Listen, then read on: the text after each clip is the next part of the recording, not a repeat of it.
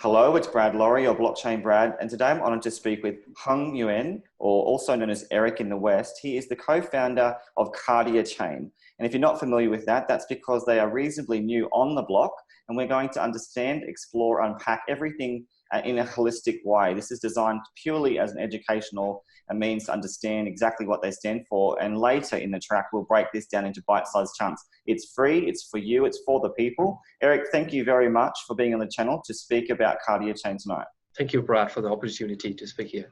You're very welcome. Now, let's get straight into this. You claim that you are the blockchain of blockchains.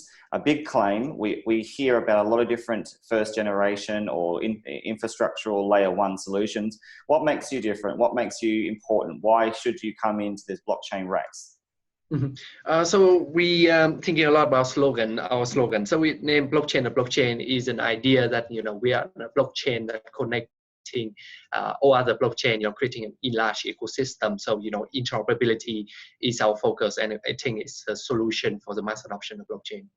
Okay, so you want to essentially be a primary blockchain to really compete in this arena.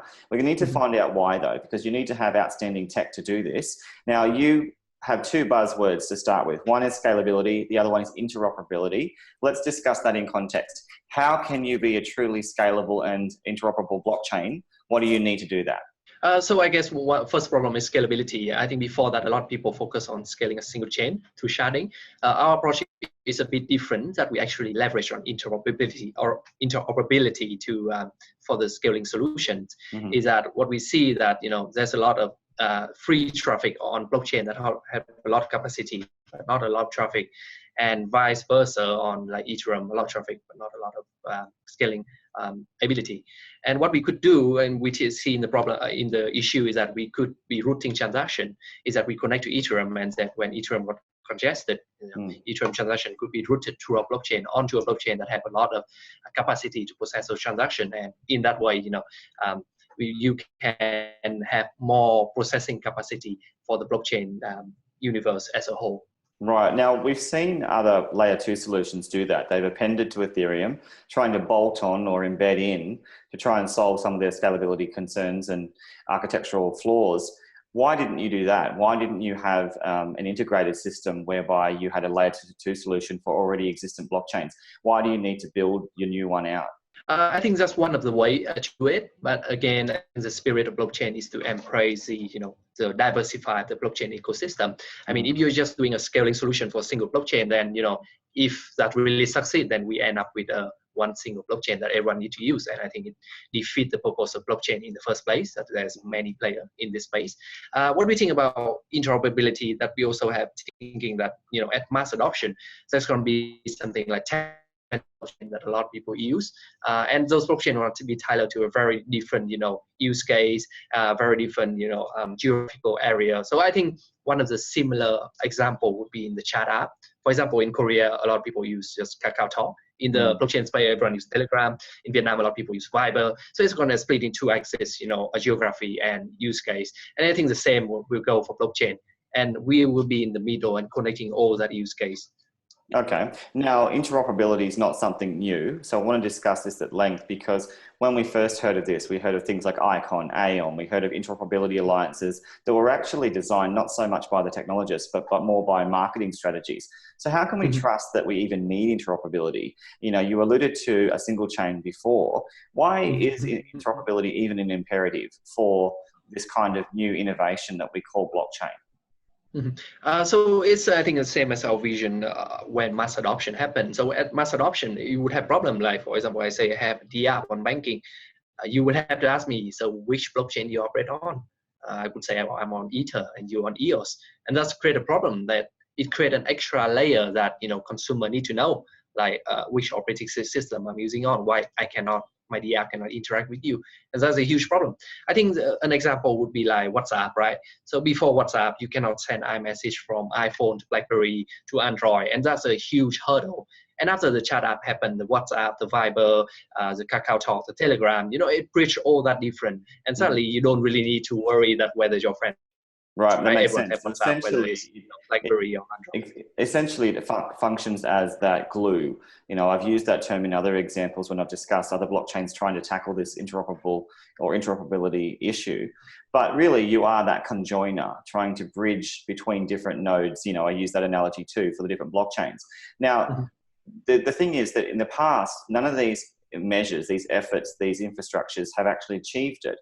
If you look at the likes of the alliances we've seen, many of those particular blockchains have actually failed in terms of the price, the uptake, the support. And there's been a lot of shift from that community, which was once robust, to now almost non-existent or very small because everyone's chasing price and speculation. So how are you concerned about that? You know, is that an issue in this discussion of interoperability in the context we've seen in previous years? So I think there's two competitive advantages that we're distinctly different that make us different. I think in two ways. First, in terms of technology, the dual node technology is offer a very unique opportunity that it allows us to connect to any public blockchain regardless of different protocol, and it already gives a head start. So at the moment. Sorry to interrupt, but I need to interrupt just to explain to those listeners what Eric is explaining about is a dual node structure. That's what you're saying, and that sets you apart. And there are three different aspects to that dual node with regard to aggregator, I understand, and validator, and I think there's a third one. Can you talk us through that dual node so we understand what that is? So dual node is our new technology that we derive. So it's basically a node that exists both on our blockchain and on the blockchain that we connect to. So for example, we connect to Ethereum. There would be a group dual node called dual node Ethereum Kardia. It serves as the bridge. So information and asset can flow between Ethereum and Kardia. And it works for other blockchain as well. Like at the moment in our testnet, we connect to Neo and Ethereum. Okay. Now, Kardia itself implies, has a connotation with the heart. I read into your white paper, and that's really a true analogy for what you're trying to do. Can you talk us through what that implication is? Why the analogy of the heart in relation to organs, the blood flow of the body? What are you trying to say? The Kardia is actually from a Greek word, and it's not the heart in the physical sense. Okay. The heart in a spiritual sense. No, I just know about it recently. Don't worry. Right. And it means that it's the center of everything that connect everything in the life of a person, and it's the same as us as well. So it's like a heart and body as well. That in terms that it connect all the different blockchain, and the blood here, as we think, is like transactions, and it's like the heart pumping the transaction across different blockchain with Kardia at the center that we connect all different blockchains. I see. So you want to be the core of essentially blockchain functionality by being that interoperable heartbeat that really pumps the functionality right through the ecosystem to really enliven it. Now, to do that, there's specific tech that you need to build in. I want to discuss them further. First of all, you build a thing called a Kardia smart contract. It's a little bit different. You call it the KSML. Can you talk us through how that one's different to other smart contract designs? So the KSML is a Kardia smart contract markup language. So it's a new markup language that we derive ourselves. So what we see that there's a lot of blockchain platform and using a very different coding language like Solidity on Ether and Python on Neo. And what would be a problem for enterprise or any DR developer is that basically if you want to deploy your smart contract 10 platform, you need to write 10 different smart contract language. And that's a lot of work, a lot of hassle, and it is a barrier for mass adoption. And for us, we derive KSML, basically it's a markup language. You just need to write one smart contract on KSML. It can be deployed on 10 different platforms and translate into different coding language. So it's a one-click deploy solution. So right. And what about agnostic support for other languages? Will you be able to incorporate the languages of, say, for example, Solidity, or for C++, C#, JavaScript, Java? Are you really reasonably willing or able to onboard those languages in your own platform? Yes, that's our plan at the moment, and we are actively working on that to incorporate as many coding languages as possible. Those we are actively targeting those as a popular first, like Solidity that used by a lot of platforms. So it provides more functionality and more convenience for the developer and end users. Right. Okay. Now, obviously, you have your own VM as well. Can you tell us why and what that does, why it's important? Because not that many blockchains do have that. It's quite technical. Ethereum does, and Neo does, and a few others. And you also referenced WASM as well. Let's talk about the WebAssembly as well as a plan that you built in. Yes. So we have our own VM. It's called KVM, to Kardia Virtual Machines. The reason we need our own VM is that the way our blockchain work is very special, very different from the way Ethereum work, because we now introduce, the dual node. It's introduced interoperability. So it's not just asset traveling across blockchain like other blockchain have achieved. It also, the next step would be the data transferring across blockchain as well. And we need to make a need to make a new innovation in the VM as well to incorporate those changes. So I think first, what makes us different is first our technology. It's a dual node. It allows us to connect to a public blockchain very quickly. So it gives us a head start, right? With protocol that, like Polkadot or Cosmos, really they're excellent protocol, put a lot of work. But one of the barrier to entry is that because you set out certain rule and certain protocol, it's going to take time for you to have adoption. For us, we have a head start, right? It's up to us how quickly we can integrate new public blockchain, and once we make our source code public, that process is going to be a lot faster, and people are able to build their own dual node bridge themselves as well and submit the code from the community side. So the adoption part is going to be a lot quicker. Second thing is that is our unique positioning, especially in the Vietnam market.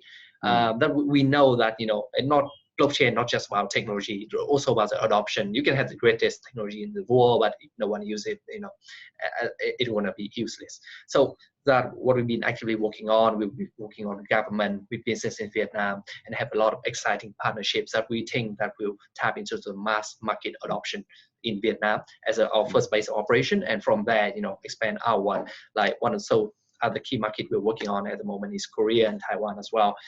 So we want to tap into the mass market adoptions, and I think that's what makes us. Okay.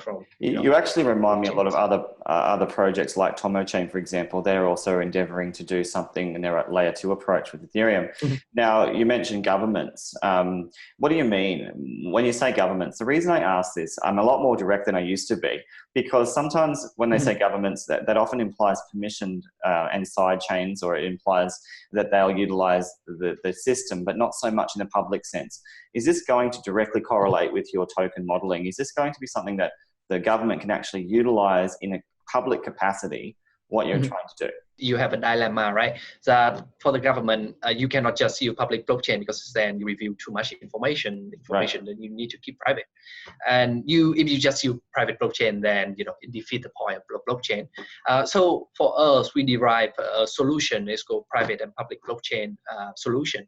So most of the information the government want to keep private is going to be kept on private blockchain, and information that they want to public for citizens or companies to look up is going to be on public blockchain. And there's going to be the link between the two, and the Kardia dual node going to play a critical role for that transition of data between the private and public blockchain space. So I think a synonym of this is a bit like how company functions this day, right? You have a LAN network which you share and save all your data, but you have your website where you public information for the world to see. I think blockchain, when it at the point mass adoption, is going to be something like that. Right, that makes sense. Now, what's the position in Vietnam where you're situated with regard to utility tokens? Obviously, there are different regions in the world that are not so supportive of the token, the utility token model, specifically because of the speculative aspect of it. What about Vietnam? What's the stance, given that you are directly working with the government and obviously other private sector verticals? How do they stand? How do they sort of view your project? Yes. So, I mean, in Vietnam, government-wise and the business, on token side, they're still conservative when they talk about that. I think partly because they still haven't fully understand it yet. I think it applies for all government around the world. But for the technology itself, they're very enthusiastic in terms of adopting technology, because they see the added productivity that comes with it. I think the model, it has to be a gradual process. So you need to educate the market before they fully understand and recognize the token side of things. What could happen, what we see is now the way we work business or government is that they use the service and they pay for it. They don't need to worry about the token side, but they need to buy this token to use the service. That's, we're all taking care of that, right? Right, and so you're taking care of that in-house, is that correct? So internally, through the back end, you're going to take control and assume control of the management of the token. So is fiat something that is part of your model? Yeah, so it's a bit like the government, right? You just know that, you know, I use this service, I pay X amount, right? And to use the public blockchain, clearly you need a token to pay for that, right? And that it's up to us to convert that X amount into a token, and then making sure that, you know, the smart contract can run and pay the token, and that's all the common, right? Yeah.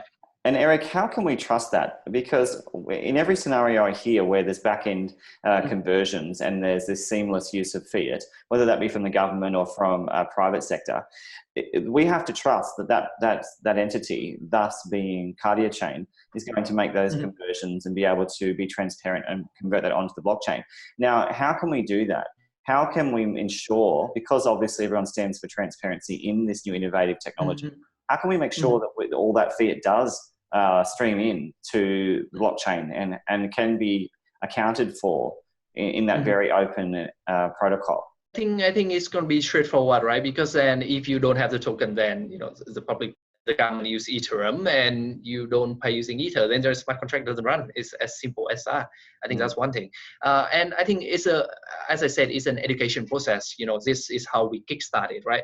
I think it's going to be a lot different in 5 years or 10 years when government is start comfortable with this. When you have a fiat-backed token on the platform, things are going to be a lot more simpler, like USDT, right? A thing like that, equivalent in Vietnam. Then the government just pay by USDT, and there's going to be some smart contract directly convert that into a token, and everything will be decentralized. Right. Do you see that you're going to be one of the leading blockchains in Vietnam? We truly believe that because first, from the tech side, I think we have a very excellent technical team. Both our CTO and all our tech lead is from Google in the Silicon Valley, and all of them have over 10 years of experience. The CTO is very talented, have a lot of patent under his name in the US in the infrastructure area.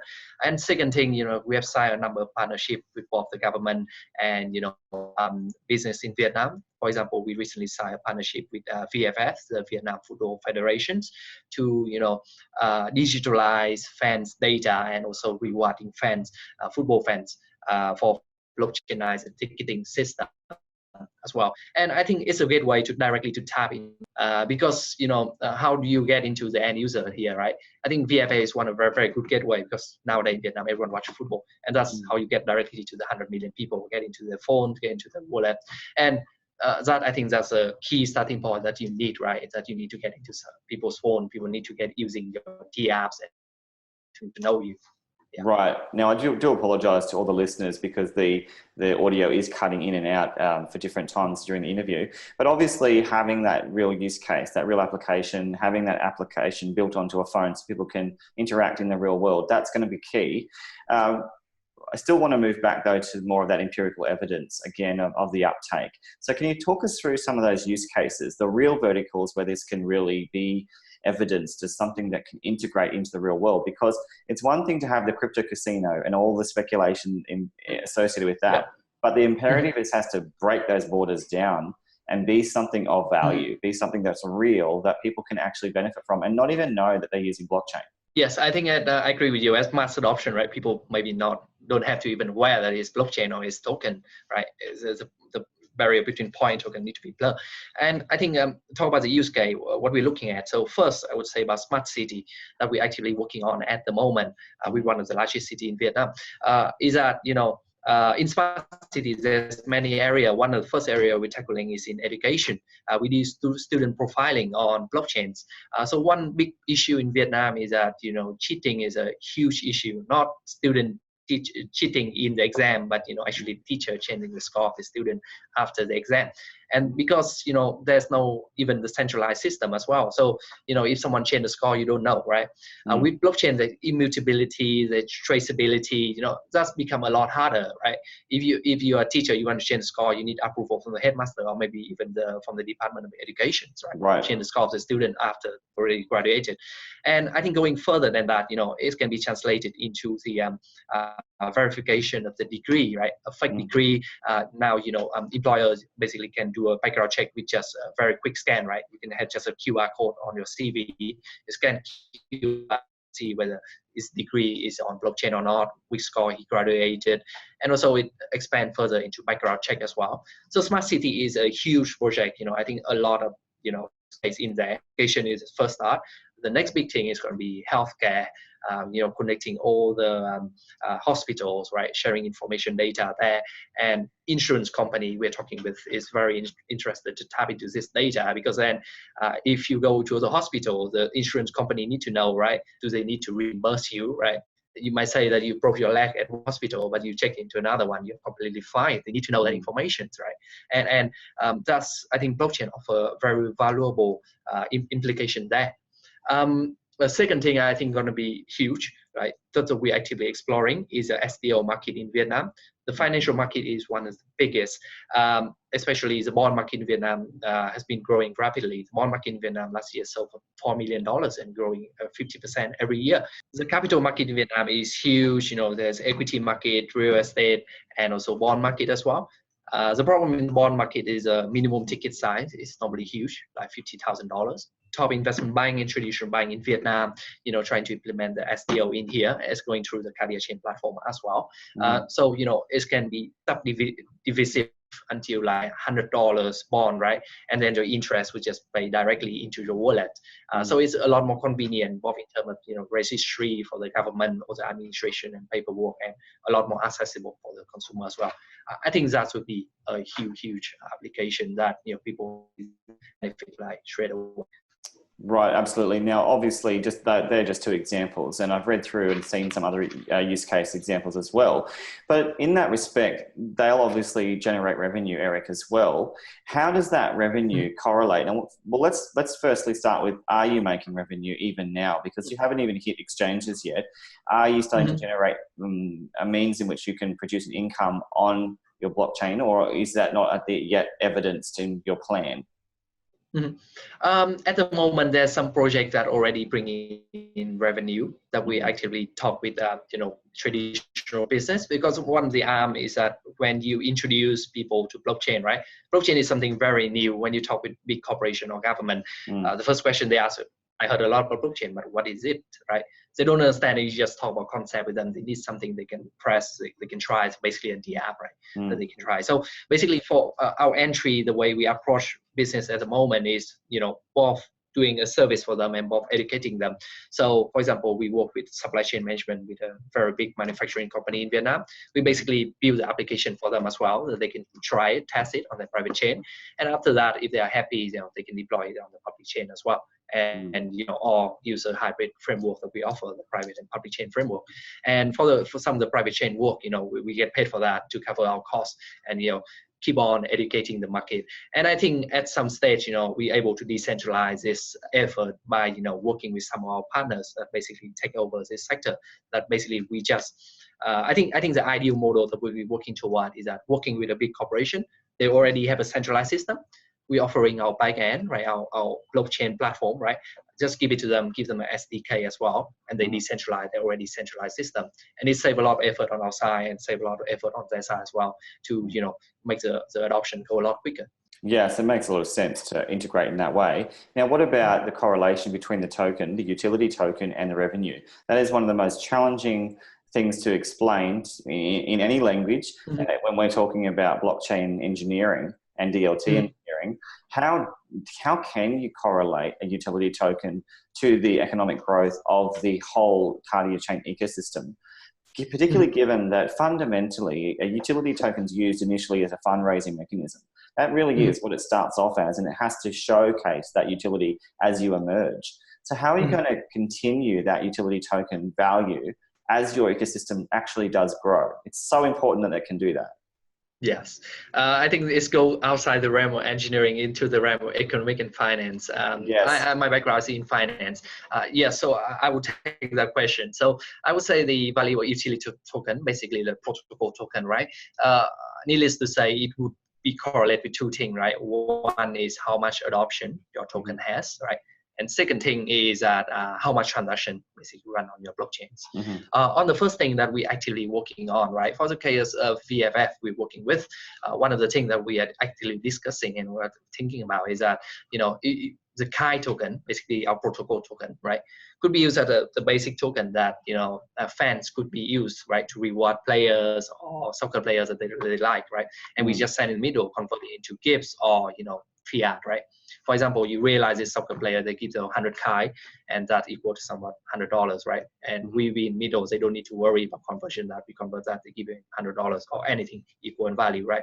And I think with that, the VFF, it would have a translate into a lot of adoption, because then a lot of people need to buy the token, right? To buy the ticket and to reward their players they like, reward to do prediction game in football, that sort of things.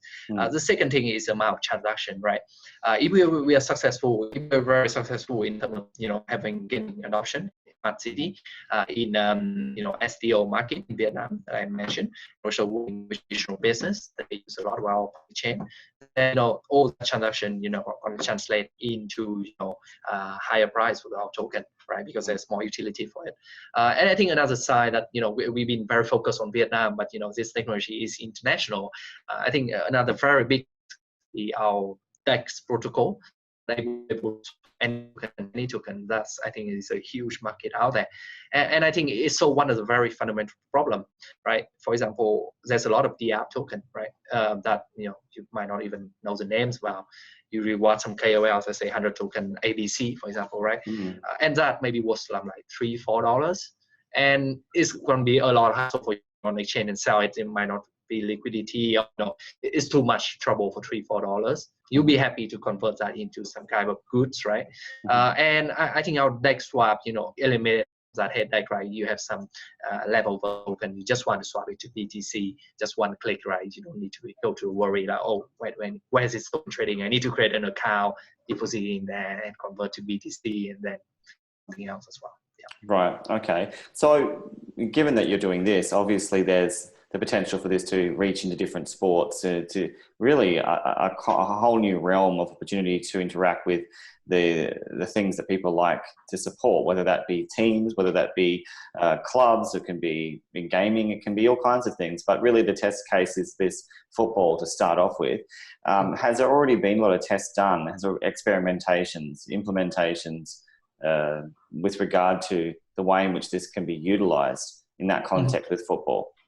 Yes, we are actively working on that. We already have a protocol. We are testing that. There are a number of solutions that we're actively working with. And I think in terms of the rewarding player, I think that's the most straightforward. And I think that's the use case that brings the most adoption. I think and very intuitive to people, right? Because there's a lot of hardcore fan in Vietnam. I'm not sure whether you watch it in Vietnam. Yeah, well, that's why I asked, because so Yes, I was interested because you seem to have really looked for the best way for adoption, and that's through your one of the national sports that's supported. I'm just imagining at the World Cup, I'm thinking KardiaChain, and I'm thinking, how could people really engage in a really natural way? And it seems like you've really engaged in the kinds of activities and interests and hobbies and pursuits that people really have that can align with blockchain. Is that how you did it? Is that what you focused on?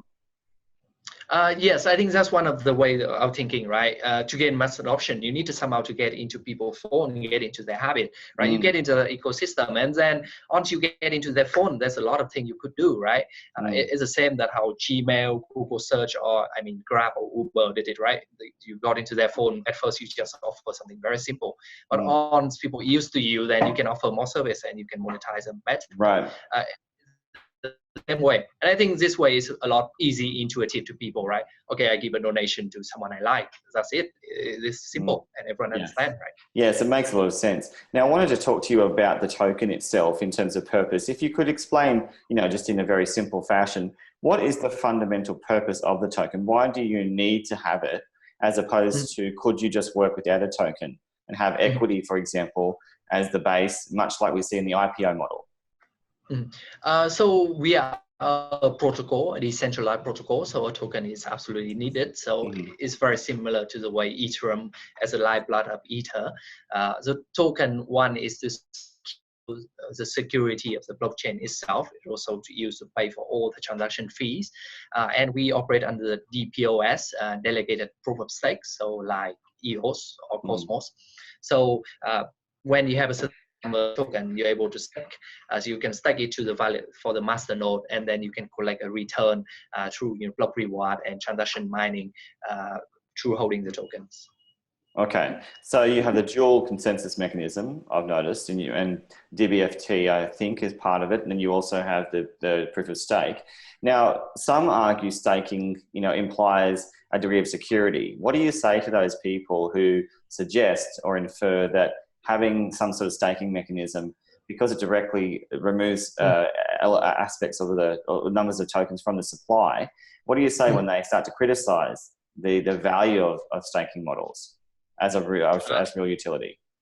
Is it from the legal side point of view, or is it from the economic side of view? Well, you could go with either or, because even from an economic standpoint, staking specifically is designed to allow people to not so much use it, but to store it, to remove it from the equation. And then from the legal side, that has implications because of that.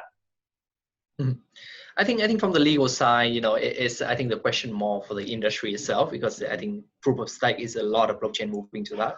Even Ethereum as well, that have the transition to Ethereum, and EOS now is proof of stake, dPOS actually, and also Cosmos as well. I think it's a lot bigger legal question, but I think the way to answer the question is that it's not security, because you need to do something to get that return. You need to do staking for people to get the return, not that you have passive income that you do nothing, which is the definition of security.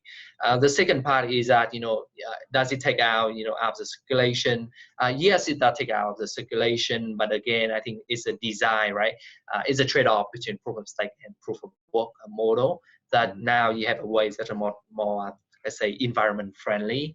I think going to be carbon friendly as well. I mean, on this is big government not to be like lots of energy wasting for proof of work. That's and I think it is a trade-off in the model. I think there's a lot of argument back and forth, proof of stake, proof of work, which one is better. But I think proof of stake is have a very intuitive sense, in a way that you own the token, you have the right to it's like a share of the protocol itself, right? While proof of work, it actually you have the token, but you don't have any say. It's a miner that have the most say whether you want to have any change in protocol, and it create a conflict of interest. For proof of stake, it aligns the interest that you own the token. It's like a share of the protocol itself, and you dictate where you want it to go in the future. Right, makes sense. Now, with regard to the raise, that's what I wanted to find out a bit more, because many people don't know yet about KardiaChain. How much have you raised in the pre-sales that you've done, or any of the seed rounds? I would imagine you've done some, because you have a team that you're paying now. When did you raise this, and do you still have those funds now? Yes. So we raised a seed round about 9 months ago. We still have those funds. We haven't went through a lot. We're able to sell Ether at a when we raise it. We also use it fairly conservatively, that we want to get this project to completion. Our private sale, we just recently kicked it off over 1 week or so. So total that we are raising in the private sale is going to be about $2 million. Okay, so you're not raising a great deal. Why are you only raising $2 million? Out of the private sales, I'm only raising just enough, right? Because then, we have belief in our token that, it's going to do really well in the future. And also, at this stage in the market, raising a lot of money is not a wise thing to do. And also it makes people question, if you really believe in your token, why are you selling a lot of that, right? For us, we just focus on raising just the right amount that we think. We're working on this very conservatively, and we want to prove people that we do real work, showing real result, not raising huge amount of money and people question what you do with it. Sure. Now, in that respect, with that private sale, what are the terms of that? Are you going to lock those investors up? Are they going to be primarily VC investors? Are they going to be traditional investors? Are there going to be other parties allowed to invest in that utility token at that level? What's the plan there for determining who can access it? So the private sales at the moment, that's locked up with. It's locked up with 5-month vesting. So each month we list 20% from the day of first listing, that is.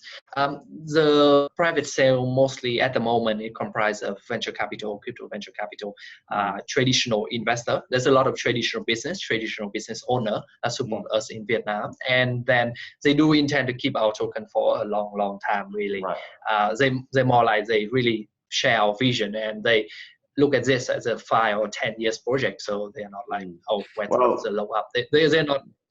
They're not in the crypto space, let's just say. Right, and I want to talk to you about that right now, because in the past, in the recent past, in these last couple of years since I've started, you see a lot of this discussion among VCs, this narrative of we support your value. You know, I've heard it time and time again, but the proof is in the performance. And quite simply, many of these VCs haven't really been as sincere as we'd like to think, in that they have really just discussed these kinds of things closed doors, but then they've gone and sold the token. So you're saying that the majority of the investors are from the traditional sector. Is that what you're saying?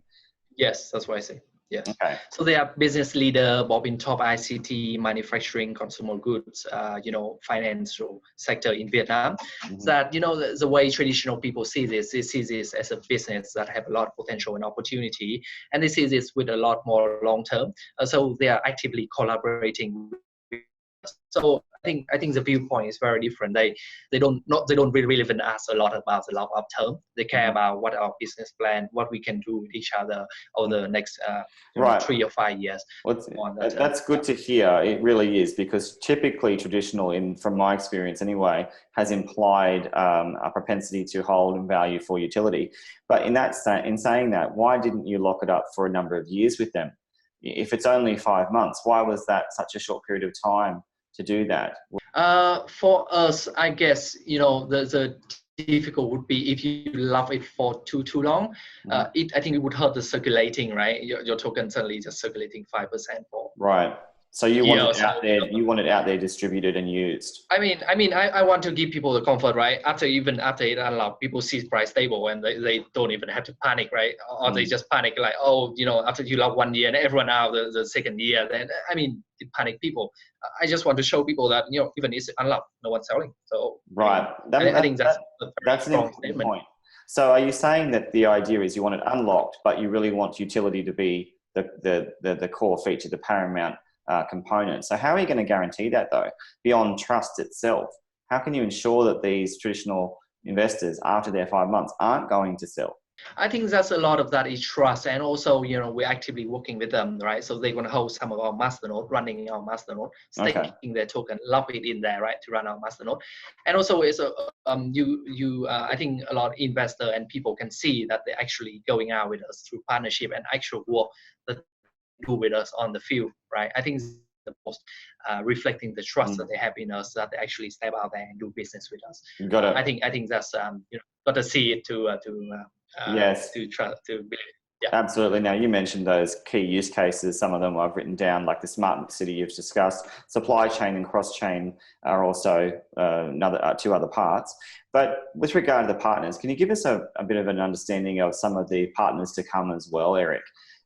Because they're going to be important. You want to establish reciprocal interests and reciprocal benefits for both you and the partnered party. So what's the plan? Who are some of these people coming forth, especially outside of Vietnam, in different regions of the globe? Sure.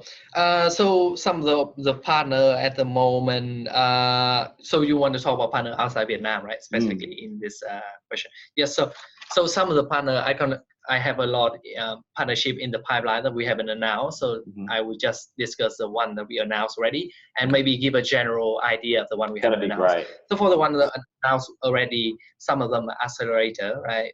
Core is an accelerator in Korea. They're actively supporting us at the moment, helping us a lot in terms of linking up with investor, companies and so projects in Korea as well. Is one of the projects that we, really the market that we really want to expand on. The second is To-Do Globe, an accelerator in China, also one of the market that we want to connect to, that we have a lot of partners on.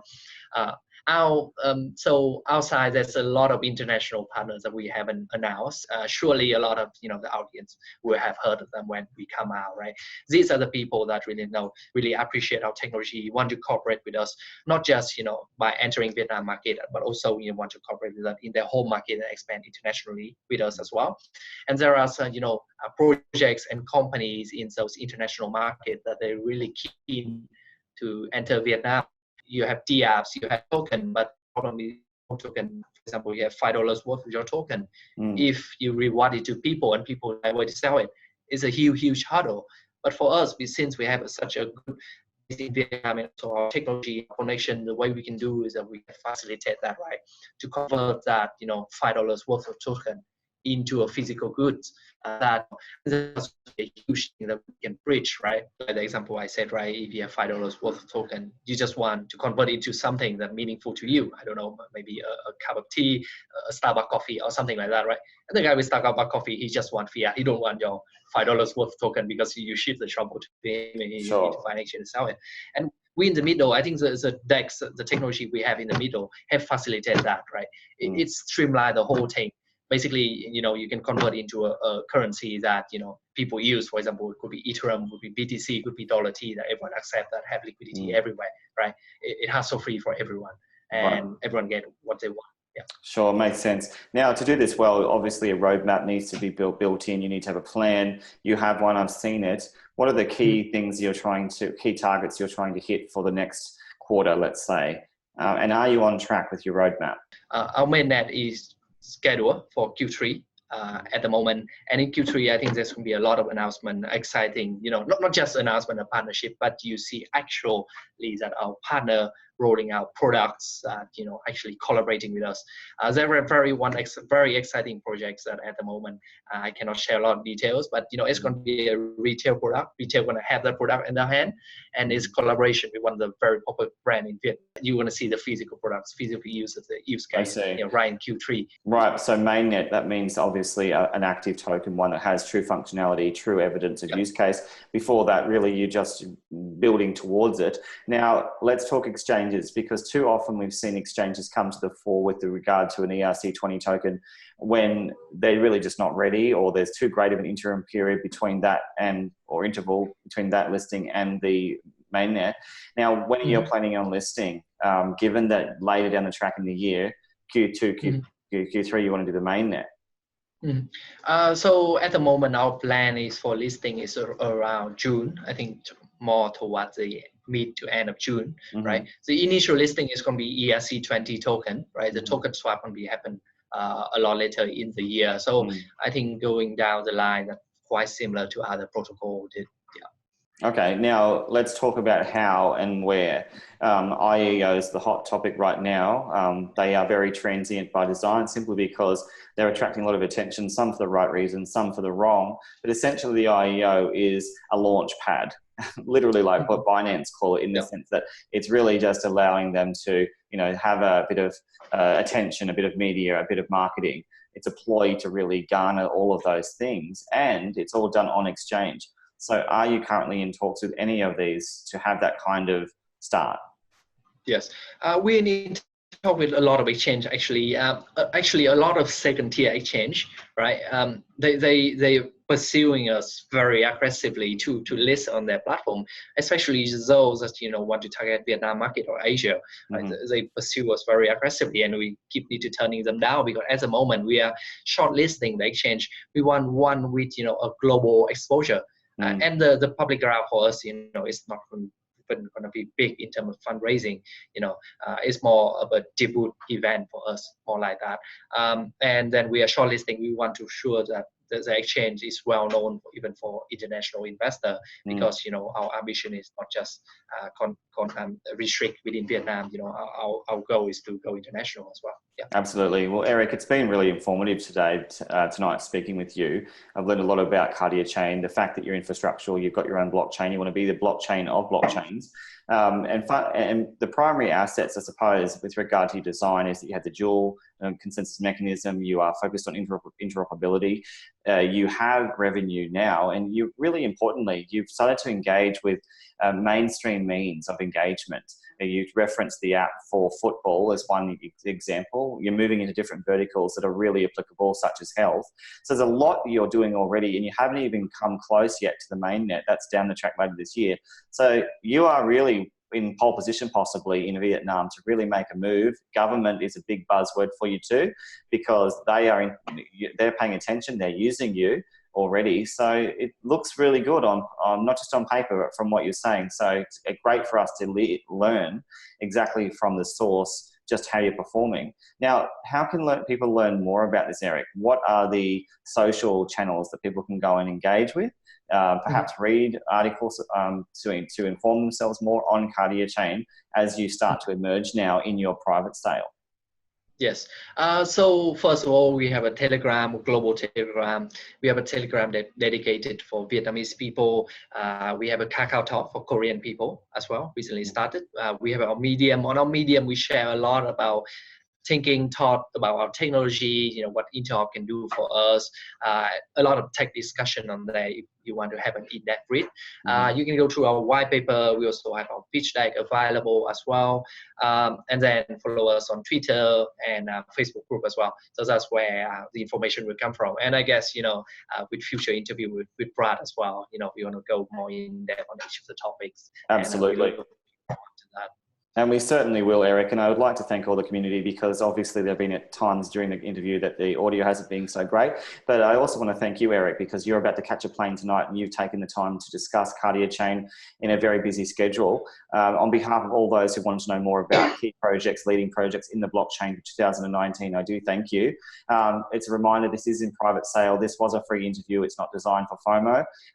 Certainly, if you'd like to know more, look at those links that I put below, because there'll be those for some of the channels that Eric has mentioned. And I do wish you and your team well as you continue, not just in Vietnam, but for your global plan, so that you become a prominent blockchain startup, one that's serious, trying to integrate utility tokens for the real world. So we start to really change the game for technological innovation, both today and tomorrow. Thank you, Eric. And hopefully we'll catch up for a bite-sized chance of KardiaChain in the future. Thank you, Brad. Thank you very much. You're very welcome, mate.